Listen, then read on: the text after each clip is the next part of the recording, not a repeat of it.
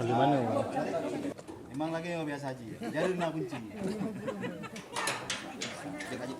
Dua orang penyandang gangguan jiwa akhirnya bebas dari Pasung. Setelah bertahun-tahun dikurung, hari ini mereka melangkah menuju kehidupan yang lebih manusiawi. Sabtu pagi, 17 Mei 2025, menjadi momen penting bagi Kabupaten Aceh Barat Daya. Wakil Bupati Abdia Zaman Akli, secara resmi meluncurkan program Abdia Bebas Pasung.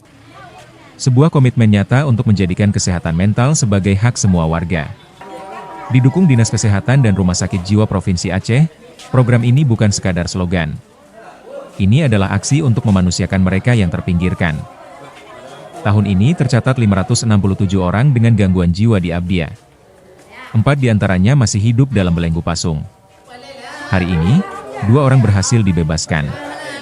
2 lainnya masih menunggu restu keluarga untuk dirujuk ke rumah sakit jiwa.